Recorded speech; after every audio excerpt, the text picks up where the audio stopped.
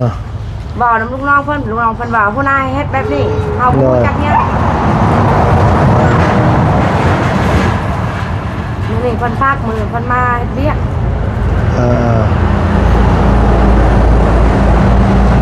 นี่จะว่ากันมันบ่ได้ดีก็ให้เขาแต่งให้เบิดและเสาเลยก็ให้มันก่อขึ้นเลยทางข้างทางนี้กับตัวนี้ก็ก่อขึ้นไปเลยชุดเพิ่นให้มันแต่งให้มันแต่งไหมคันว่านั่นน่ะเขาคิดว่าเขาสิแต่งแบบนี้แหละเขาสิแต่งตามหลังโมเมนต์บ่ก็ระบอกฝากแบบนี้เลยตัวแบบนี้เหมือนแล้วเลย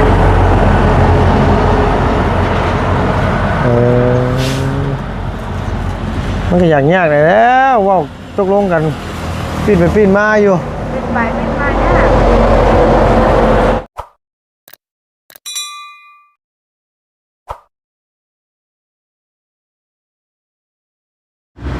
คันว่าซ้ำนี่พอดีซ้ำนี่เป็นยังไงเนาะตอนนี้มันต้องก่อขึ้นมา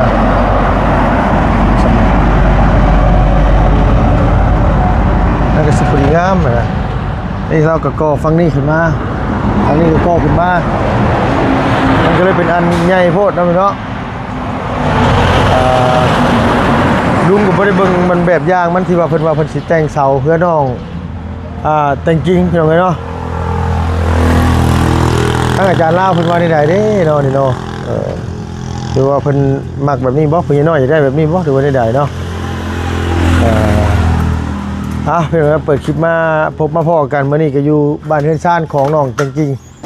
ลุงก็มาแหละแต่ว่าบ่ได้เข้ามาถ่ายเบิ่งเพราะว่าทางให้เพิ่นเฮ็ดเวียกเฮ็ดงานอยู่นี่มื้อนี้คือสิเป็นมื้อนึงเนาะพี่เนาะทางชาวพี่น้องคนไทยคนลาวหรือว่าทั่วโลกเนาะพี่เนาะวันที่1 พฤษภาคมวันแรงงานสากลเนาะพี่เนาะไผเป็นลูกจ้างไผเป็นแรงงานหยุดเบิดสู่ขู่สู่คนพี่น้องเอ้ยมื้อนี้ทางกันว่าให้สร้างเวียดเพิ่นก็คือสิหยุดมื้อนี้ก็ได้เนาะเพราะว่าลุงว่าสิไปสั่งปูนมาให้ทางกันเฮือนน้องของมีเมื่อกี้นี่ก็เจ้าก็หยุดไปเลยมื้ออื่นก็บุญบ้านดงว่าซั่นว่ายังหยุด2 มื้อเด้อเฮิมเด้อว่าซั่นว่าทางอ้ายแล้วเนาะพี่เนาะโดยกราบทักทายสบายดีเด้อพ่อแม่พี่น้องหมดสุขุสุคนเราวางในแล้วก็ทางประเทศที่เขามารับมาชมช่องนุ่งเฮิมชาแนลคือเก่าคือเดิมเราเปิดคลิป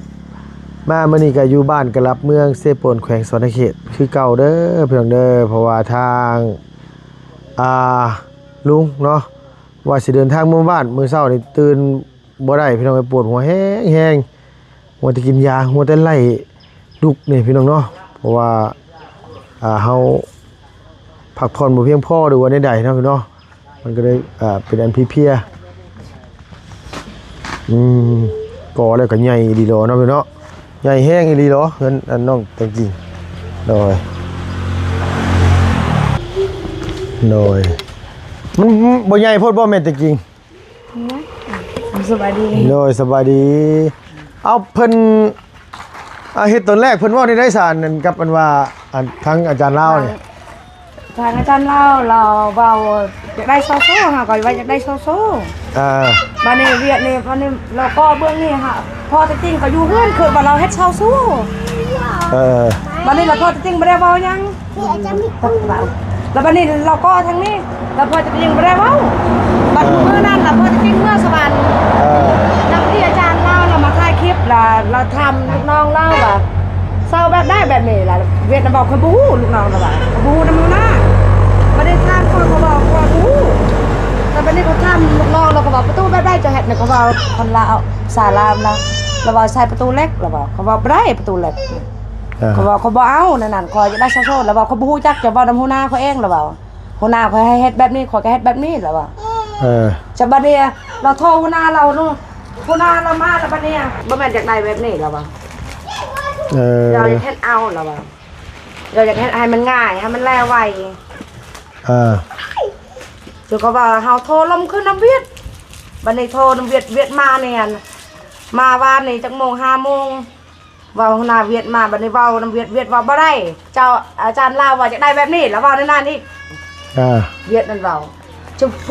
วกก็ว่าอาจารย์ลาวเว้าใช่ บัดคอยเมื่อชาวบ้านเดี๋ยวเมื่อชาวบ้านเจ้าว่านำอาจารย์ลาวว่าคอยอยากได้เจ้าฟินความเลยพอจริงเปล่าแล้วบัดนี้มันป๊ามันเที่ยงบัดนี้มันว่าเขาส่งขึ้นกัน5 ล้านนะพอจริงบอกคนไม่ได้เอาเจ้าฮับมาแล้วต้องลงกันแล้ว130 ล้านบัดแล้วมันน่ะเศร้ากับเศร้าโชว์มาถึงหน้า3 เศร้านี่บัดนี้จะไปฟินความบ่ได้พอจริงเปล่าจะอยากไปใส่ก็ไปแต่ข้าเจ้าบ่ให้ทางคอยเอาเงินคอยบ่ให้พอจริงเปล่าขอบ่ให้เจ้าจักกี้เจ้ามาตัวแบบนี้แต่ตอนที่น้ำรูปมันนั่นบ่แม่นแบบนี้แม่นบ่บ่แม่นแบบนี้ลูกสิบ่ลูกสิยวดพ่อแต่ก็บ่ได้บัดนี้นะแล้วมีแต่เขาสิเฮ็ดได้ใช่นี่นะโอ้เราบอกเราบ่ได้เฮ็ดให้เราว่ามีแต่แบบว่ามื้ออื่นน่ะคันละมาล่ะพ่ออาจารย์มาล้มน้ำเล่าเอาจิว่าแบบนั้นเอาจิแก้ไขบ่ได้แต่ว่าอาจารย์ว่าล้มนำพอจริงมาเนี่ยเราว่ายาแล้วแบบว่าคือเวียดมันอย่างยาก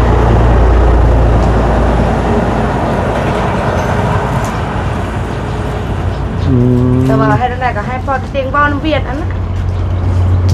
ใช่เปิดว่าไอ้น้อยคือว่าฮู้จักกันกับมันอยู่เอาฮู้จักแต่ว่าเพิ่นอยากเฮ็ดไว้เพิ่นอยากปิ้นกว้างคือหลังคาแรกมันเป็นเพิ่นเว้าเฮ็ดแล้วมันแล้วบัดนี้เป็นแนวใหม่อีกแหละอันนี้คือครับเขามั่งเลยเนาะมั่งบ่น้ำลูกน้องเพิ่นว่าผู้นายเฮ็ดแบบนี้เฮาฮู้จักเนี่ยนี่เพิ่นฝากมือเพิ่นมาเฮ็ดเวียก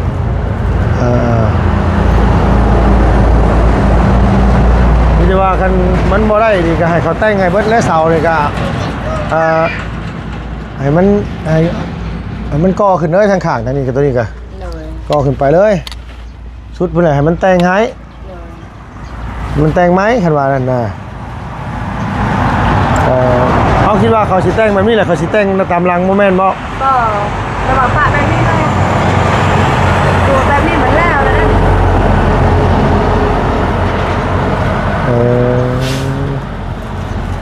มันก็อย่างยากเลยแล้วว้าวตกลงกันปีนไปปีนมาอยู่ปีนไปปีนมาเนี่ยพวกทำมาจานเราแต่จะไม่ให้เดือนนั่นจานเราแต่ให้เราเบิ้งอยู่ผูกเดือนน่ะ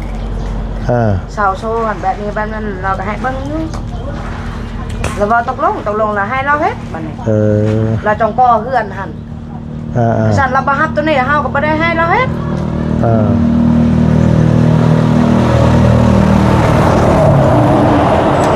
เราไล่เป็นอันเช่าโซนเราว่า3เช่าเนี่ยเช่าละ2 ล้านเราว่าบัดนี้3เช่าเนี่ย6 ล้านบัดนี้ล่ะพอจริงให้เราลุดบัดนี้เราเอาแต่5 ล้านเราว่านั่นนะเช่าโซนเราว่าลุดให้พอจริงล้านนึงโอเคโอเคสบายดีเด้อเด้อเป็นว่าพี่จะว่าถ้าเขามามื้อเมื่อจังคุยกันเนาะโดยเขามามื้อเมื่อจังคุยกันทางท่านพ่อจะดีเพิ่นอยู่ไสเด้พี่น้องเอ้ยเนาะทางเนาะไปขุดอันนี้บ่บุนี่ไปกินเด้อเอาโดยสบายดีเด้อโดยสบายดีโดยก็นึกว่าพากันไปอันว่าอันขุดเสาลงคอกหมูเลยว่ามื้อมื้อนี้บ่เฮ็ดบ่ได้มื้อนี้วันแรงงานมื้อนี้เนาะหยุดก่อนมื้อนี้พี่น้องเอ้ยมื้อนี้ก็จะเข้าดำแล้วเข้าก็เข้าได้เฮาบ่จักคุมเอาคนน่ะกับอันนั้น4 คนกับกระดุดนั่นแล้วได้มื้อล้านปลายก็พอโดยว่ามื้อนี้หลายคนยังบ่ได้เบ้าได้ผู้นึงก็เฮ็ดนั่นผู้นั้นเฮ็ดนี่โดยสบายแล้วพักก้นขุดคุมอันนั้นแล้วเฮ็ดเคาะอันนี้ก็แล้วเคาะมูแล้วก็เฮ็ดต่อขุดคุมกล้วยจ้างคุมกล้วยขุดคุมกล้วยอีกบ่โดยรับจ้างไปเรื่อยๆนะเนาะจ้างเรื่อยๆนะบ่ได้อยู่นะเขาให้เฮ็ดได้จะเฮ็ดยอดอะไรลุงๆนี่บ่เอาเลยเฮาบ่สบายปวดหัวโดยกินแล้วก็ท้องเสียอีกแล้วนี่นะเบียร์อันนั้นเบียร์สงอนนั่นเบียร์นั่นเขาเห็นเขาเอาลงรถเขาเอารถเหยียบหมดเขาทอกรถเบสงอนมันบ่นี่ได้หมดแล้วเด้มันหมดบ่แม่นมันบ่มีออยนะเบียร์บ่มีออยว่าง่ายบ่เบียร์ปลอมนะว่าง่ายซะเบียร์ปลอมเมียบ่มีแม่นออยมันบ่ได้ผ่านแม่นค เขาก็เลยทำลายทีมแต่ว่าเบียร์นี่ยี่ห้อยังใช่นี่นะ เบียร์สติงมัน ปอง7,000 6,000 ถูก 5,000 บางทีแตกต่างกับเรามันเลยครึ่ง ต่างโอ้ย เนาะ เบียร์ลาวเขากินมันนั่นคักเนาะ เบียร์ลาวนี่มันปองหนึงมันตกอยู่20ปลายพันตอนนี้นะปองสั่นซำนี่18,000 เบียร์ผู้นี้มาแต่เฮือน เบียร์เขากินปีใหม่นะ เลือกกินแล้วมันจะบ่เก็บ งัวมาละกินละพอดีเลยนั่นล่ะเอาเก็บเว้น บัดทีนี้เนี่ยหยุดกันว่าวันในงานพอดีมาใส่กันมานี่ ต้องหาไก่หาหยังแม้มาต้มกินน้ำมันจังคัก ไม่ได้เงินนะ ซื้อไก่มาต้มกินน้ำมันจังแซ่บเพราะกันใบมะขามอ่อนใช่ไหมฮะ วันมียิ่งบ่ บ่เป็นวันแรงงาน เราเอิ้นวันละงาน โดยเป็นวันมียิ่งในวันแรงงานมื้อนี้วันแรงงานวันแรงงานสากลพักทั่วโลก คนลาวคนนั้นเขาก็ลิ้นเนาะเขานั่งลิ้นแบบนี้เลยเนาะเขานั่งพัก พักมื้อนี้พักบ่มีไผเฮ็ดเวียกเฮ็ดงานเขาหยุดเขาให้หยุด นั่น คันว่าไผเฮ็ดกับผิดกฎหมายอีกเด้เพิ่นยังให้หยุดได้เพิ่นเพิ่นเอาว่าง่ายว่าปีนึงน่ะมีมื้อนึงมื้อวันมื้อคนงานหยุดนะต้องหยุดให้คนงานโดยเฉพาะ ถ้าคือเฮาจะเฮ็ดมื้อนี้ก็บ่ได้แล้วแต่คุณเขาบางเทื่อก็ให้พักเนาะ คือเฮานี่แปลว่าเฮาเฮ็ดเวียกเฮ็ดงานเฮาน่ะเฮาอยากเฮ็ดก็เฮ็ดบ่อยากเฮ็ดก็หยุดสินะคันเฮาเป็นลูกน้องเขาจังได๋เฮาก็ต้องหยุดเพราะมันต้องให้หยุดคันเฮ็ดก็บ่ได้คันเฮ็ดก็มันบ่นี่เพราะว่าทางกันว่า โรงงานส่งปูนเขาเจ้าก็บ่ได้มีคนมาส่งมื้อนี้นะ ยังเขาพักบ่ได้ พักได้เขาเจ้าพักมื้ออื่นก็บุญบ้านดงอีกบัดนี้ มื้ออื่น เราสิพักมื้อนี้ก็มื้ออื่นบุญบ้านดงมื้อนี้ มื้อบุญ โดยมื้ออื่นบุญวันนี้ เดี๋ยวก็เมาอยู่พุ่นนี้แล้วไป จังว่าร่างกายแบบนี้ก็บ่ปานใดดอกไอ้ร่างกายมันบ่ค่อย ก็บ่ไหวเนาะ โดย เนาะโดนลิ้นนี่ได้ มันคันว่าร่างกายสมบูรณ์ก็โอเคคันว่าแต่ร่างกายเฮานี่มันบ่ค่อยอันนี้ปานใดมันคือเพลียๆเมื่อยๆแท้ช่วงนี้มันนกมันอากาศเปลี่ยนมานำแน่แหละฝนตกแล้วก็มาร้อนแล้วฝนตกอยู่นี่ 2-3 มื้อแล้ว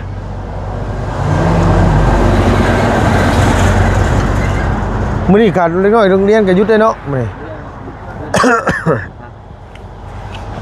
วันแรงงานสากล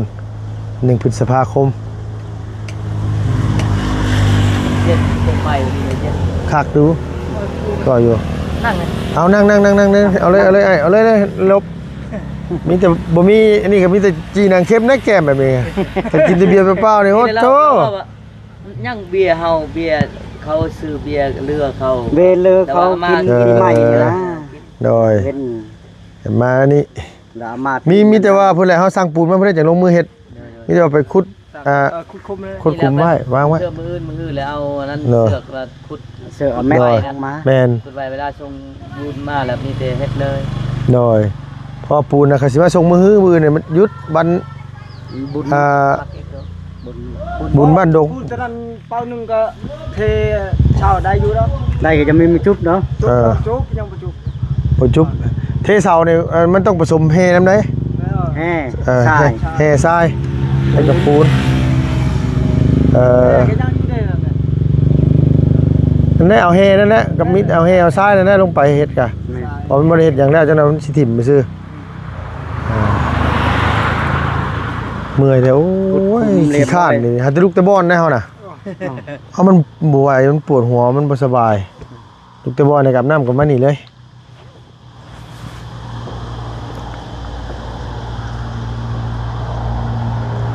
บ่ได้ไปใช้น้ำมื้อนี้เนาะแต่งไปแปลงมาได้ก็คักเติบเนาะเลื่อนกันเนาะเพียงแล้วบัดนี้นะ เก่งเนาะ เพียงแล้วโอเคแล้วครับโดยพอดีละอันว่านี่ตั้งมองฟังเล่าๆมาฟังนี่เนาะฟังเล่ามาฟังนี่หน้าบ้านโต๊ะกลมกลุ่มพอดีฟังนี่ก็มาเฮ็ดเลินซะแต่ว่าสายไฟฟ้านี่ที่มันอันนิ่งลงมานี่ บอก มันปีกระเทิน สมมุติว่าเฮาคือเข้านี่คอไฟฟ้านำเขาแดงนี่เขาบ่ดึงก็ได้เสือกแต่ว่าเขาเอาพูดแต่เขาต่อนี่เลยเนาะ บ่ได้ ดึงเด้ดึงแต่หม้อแบง ดึงนะ ดึงที่ บ่แห้งเนี่ยดึงดูพุ่น ไฟแห้งต่ำหมดแล้ว ผู้แล้วไฟแห้งต่ำผู้แล้วไฟแต่บ่แบ่งผู้แล้ว ก็นิ่งไปใส่กับลักนี่แล้ว โดย บ่แห้งเลยใช้ลักตอนนั้นบ่แห้ง อยู่บ้านเฮายังไกลกว่านี่เขานิ่งออกไปหน้าเขาเป็นกิโล2กิโลผมบ้านเฮาน่ะเขาออกไปหน้าเขา หม้อแบงใหญ่ก็แห้ง โดย หม้อแบงน้อยก็ดับรุด โดย นี่ก็ได้อยู่ดอก 3-4หลังเฮือนเนาะ อันนี้เนี่ยมันได้อยู่ประมาณ30หลัง นี่ก็ หมอแบ่งอันนี้น่ะ นี่ก็บ่ได้ฮอด30หลังได้แต่2-3หลังเฮือนพ่อเฒ่ามันเอง น่ะมันก็ ใส่ รับเป็นคนลาวดุมบ่ไอ้ นั่น คนมันห่วยบ่ คนชาวสวัสดิ์เจอเวียงบ่ล่ะแล้ว ชาวบ้าน เอาเมียลูกมานี่ อืม แล้วเอาเมียอยู่แสดง แต่ว่าเราเอามาแค่ตะลุกมาขายอันคืออันนั้นน่ะจะเป็นคนมันห่วยเหรอวะ ยันคุณท่าน มันห่วยมันซอกเลยนะ เมียเล่าอยู่คนทางนั้น เออ เล่าอยู่คนทางแสดง เพราะเราเป็นคนแสดงบ่เมียน เล่าเขาอยู่แสดงจักได้ตะกี้ดีเขาบ่ฮู้ เออแต่ข้าเจ้าน่ะมาซื้อดินอยู่นี่บ่ดีวันนี้ได้นี่ เขาซื้อ ก็ชื่อดิน ดินบ้านเขานี่นะ เอ ชื่อดิน อ บ้านเพราะนี่แหละกับปับดีพระเท่ามันก็ให้อยู่เลยมันชื่อนำพระเท่าเลย เออ ปับดีเป็นดินลาวเล เว ย ลาสบายจะอยู่ครับพ่อเฒ่าก็เองก็ซื้อสัตว์เส้นตัวเลยสบายเนาะ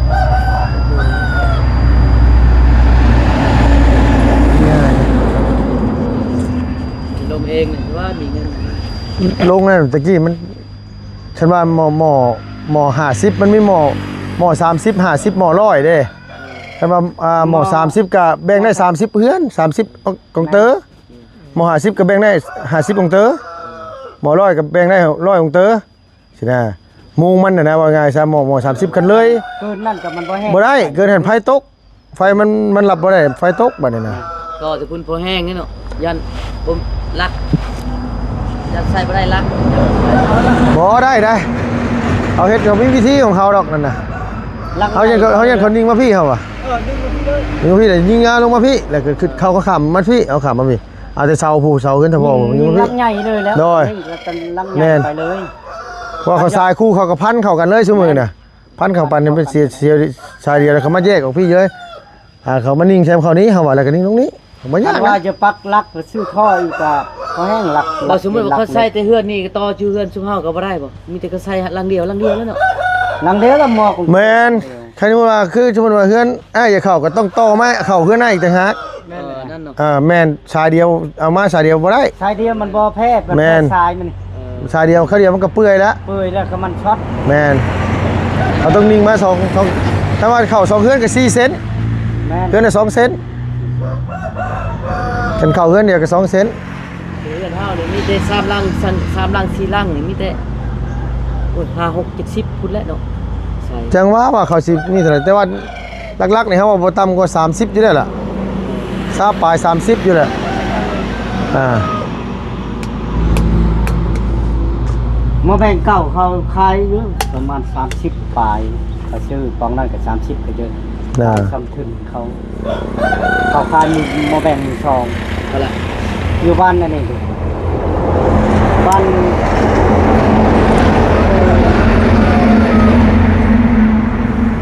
มันเป็นลูกนี่นะ เออ ฟอกเลยนะคนแต่ เออ แม่นบอกเร่นั่นแหละแต่ว่าคนมาแต่บ้านปอเลยเด็คนยัง เดี๋ยวเพิ่นสิย้ายออกไปแล้วเพิ่นเอาเปลี่ยนมาแบ่งใหม่บ่ด้วยเนี่ย บ่เขาบ่อยากใช้แล้วมีแต่เก่าคนเวทเช่าอยู่นั่นน่ะตั้งร้านอาหารไอ้กินแล้วบัดนี้คนเวทยาเช่าแล้วมันจะคายออกมันนี่มันขี้คัน เอ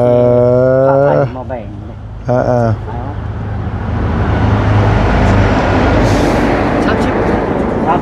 30ก็พอซื้อได้30 ซื้อ30ล้า ส น มือนี่เนี่ยตกเชอ50-60 ล้านนั่นแหละกว่าอีก กว่าเลย 30นะ แม่น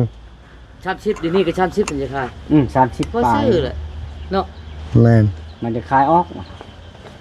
ยัน เก่า กลัว เลย ยันมันบ่คาย แล้วเฮาก็ให้ไฟฟ้ามาตั้งให้เฮา ตั้งให้ก็ซื้อแล้วได้หมดเลย จ้างเขามาตั้งให้แล้วก็มีแต่จ้างเขาต่อโรงเรือนเฮาก็ มีแต่สายไผ่นิ่งลงนะ โดย ซื้อเอาแต่สายไผ่นิ่งเข้าหื่นไผ่ แหว หื่น ก มัน นี่จะใส่บนนี้เลยสบายเลย โดยใส่พุ่นก็ได้เฮือนถ้าพอฮู้ ใส่นั่นก็ได้ ยันหม้อโพดนี่ นี่ก็มองกันแหละ แม่น นี่ก็ว่านั่น มันบ่ยากนะหมอแบ่งมันบ่เกี่ยวกับหยังดอกมีแต่ว่า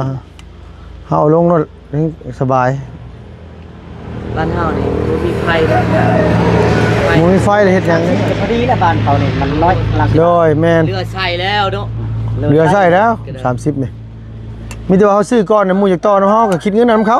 แม่น ไปยังมาแบ่งกันนำเฮาก็ต่อมา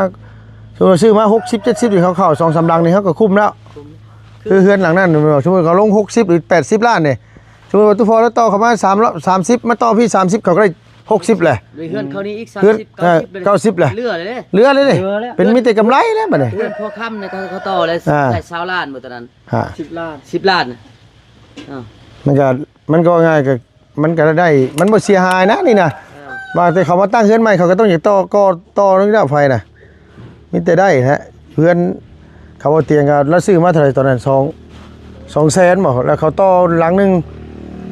บ่แบ่งบ่50เขาต่อหลังหนึงหลัง30,000 10หลังแล้วก็ได้3แสน ได้ดื้อนี่กำไรนั่น โดยใครได้ เดี๋ยวมันแม่นพอใส่บ่ แม่นมั้งเนาะยังพอใช้ไปจักเออ ยันแล้วมือรถ อ่า มารถทีนี้ โดยโอ้ยโหนแท้นี่โอเคใช่ไหมเนาะสบายดีเด้อเด้อโดยสบายดีมิแต่ว่ามือ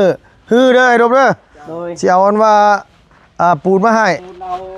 นั่นแหละเล็ก ปูนเล็กแล้วโดยเพิ่นอันว่าหยุดงานพี่น้องเอ้ยมื้อนี้เพิ่นบ่ได้เฮ็ดหยังเนาะวันแรงงานวันแรงงานสากลเอาสำหรับที่นี่ลุงก็ต้องกลับขอบคุณทุกคนใจพี่น้องหลายๆเนาะพี่เนาะขออยู่ดีมีแห้งอย่าเจ็บอย่าจนลำไม่รวยสุขภาพพาได้ไม่แข็งแรงนะเพื่อนอายุมันขวัญยืนไปแล้วพี่น้องเนาะบ๊ายบายสบายดีเด้อ